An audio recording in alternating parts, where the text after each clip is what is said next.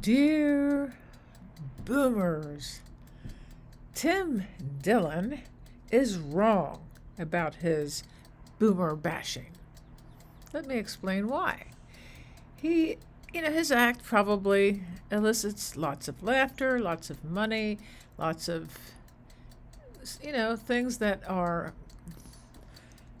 what podcasters want. So his audience is filled with laughter about the baby boomers who,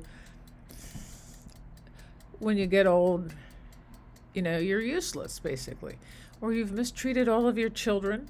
You haven't given them the inheritance that they deserve. Maybe because you didn't have any inheritance. And that's a possibility. So, comedy often stretches the boundaries of what is acceptable in society, but that's what makes it funny. So I don't blame anybody for laughing at these things. But let me just say that boomer bashing kind of perpetuates a negative idea about stereotypes, and it does foster intergenerational resentment. Now, it also fails to acknowledge the diverse experiences and contributions within, the individuals within the baby boomer generation. And I have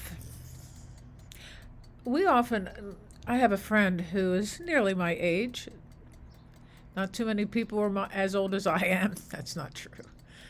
But we often say, if I say, if we're going to go out and go do something, I'll say, what do you think I should wear? What kind of shoes should I wear? And she'll say, don't worry about that. Nobody cares what you wear and nobody's watching. And the thing is, we always make a joke about how we aren't, being valued basically as women when we get older. So that may or may not be true.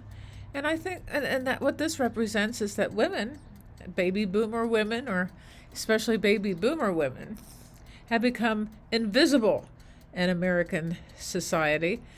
The men, not so much. They can do whatever as usual. The men can get away with all kinds of stuff. I have been dismissed in that invisible sort of way, but in a way I kind of like being invisible, and it makes me feel that I can basically do what I do without too much scrutiny, but that could change. Everything changes. I don't like feeling marginalized, though. If that's, I don't feel marginalized because I work from an elevated state of consciousness in terms of emotions and feelings. And if people want to marginalize me, that's their right, and it is.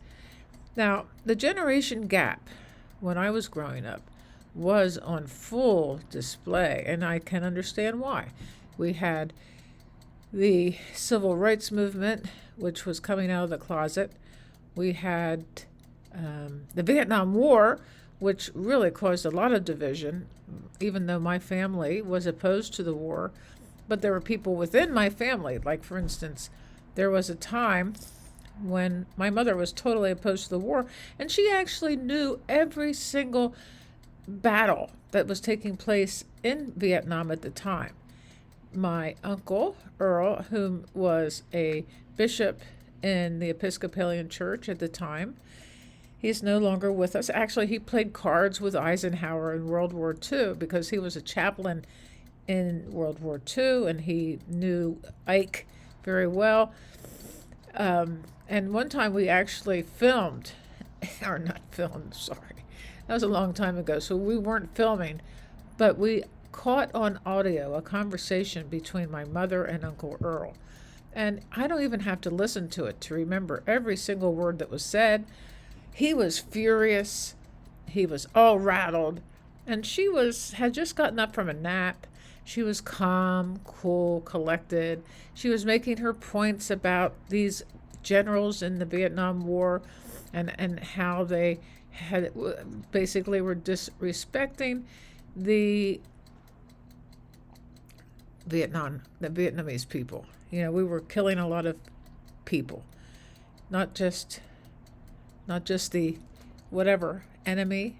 No, there are no enemies, but my Uncle Earl believed that there were, and we love him. He was an absolutely brilliant man, and he was well educated. But my mother was uneducated and also came toe to toe with him in many different situations, and they were considered the greatest generation. Because my uncle was a bishop in the Episcopalian Church, he often did not come across anybody who countered anything that he believed or anything that he said. Everybody believed that he had the ultimate knowledge because he was a bishop in the Episcopalian Church. The only person who ever went up against him to question his beliefs, to question his ideals, was my mother. And he valued that. And the two of them were very close because of that. And it's too bad that in our society today, people can't come together and discuss differences in a more rational way. So another reason why the intergenerational division was so prevalent when I was growing up, I gotta blow my nose, was because of sex, drugs, and rock and roll. That was the ultimate, worry, I would say. I mean, there's a reason to be worried about our kids getting involved with drugs, and they can't really handle it. They're not taking the drugs for any other reason than to get high. But as I may have mentioned on another video, everybody I knew did drugs to become enlightened, especially with LSD. LSD was a very frightening thing to my parents and to probably every parent in America at that time, in the 60s. So we, one time, my brother and his wife and myself, Jala and me, we took LSD and sat down and had dinner with my parents. And the first person to get a contact high, I mean, my father was very suspicious of the way we were acting and looking. Probably our pupils were going, woo, woo, woo. But my mother got a contact high.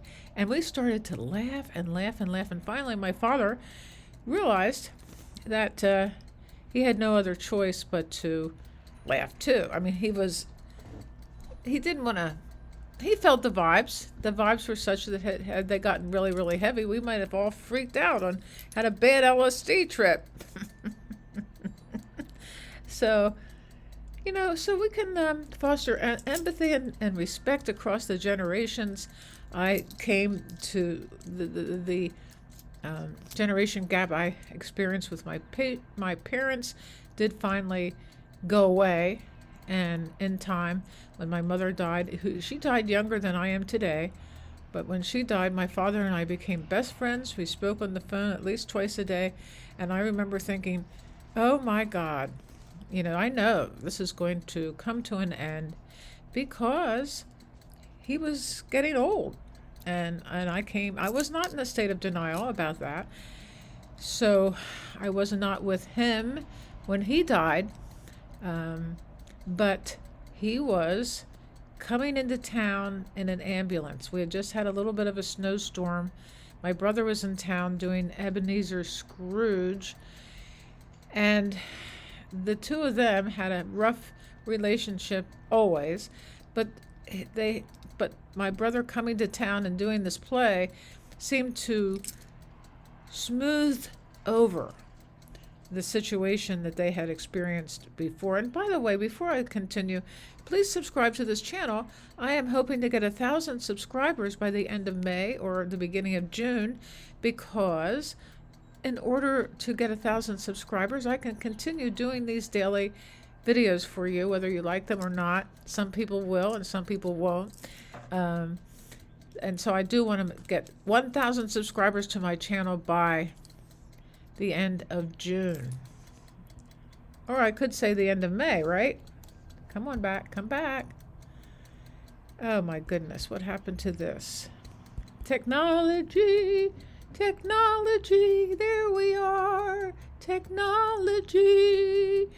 So rather than, we need to challenge these stereotypes.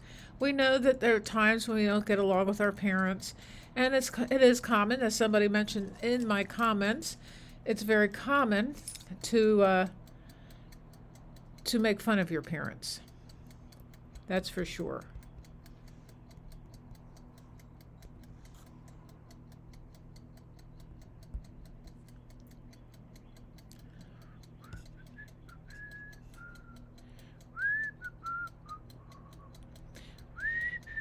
Oh, I think we're still recording. These situations arise where we make fun of our parents, or we may not necessarily make fun, but we still criticize them long after their death. What sense does that make? Come on, people. So anyway, the wisdom of everybody has wisdom, and everybody has the wisdom that they can share with you so to make you a better person, especially your parent, for God's sake. That's their job. So realize it's not funny to make fun of them. Although I think lots of things are funny, but I don't think it's fun for Tim Dillon to make fun of the boomers, and I don't think it's fun for all of us to make fun of our parents or to criticize the way they raised us, which of course some people have raised. I believe that no matter what happens, we should be very grateful for the fact that we came into this world with people who were not knowledgeable about anything. They just weren't knowledgeable about children. They weren't knowledgeable about what the hell was going on. My mother was actually, her parents divorced when she was 3, and they put her in a Roman Catholic convent from 3 to 13 and barely ever visited her. So that was her trauma, and I basically didn't understand what that was all about until later in life, because she was always had these vibrations of abandonment. Okay, so what we want to do is let Tim Dillon know that there are certain boomers who are aware of his antics and his attitudes towards the baby boomers, and ha ha ha, but not so much, okay? Please subscribe to my channel. I love you all. Peace on earth. Bye-bye.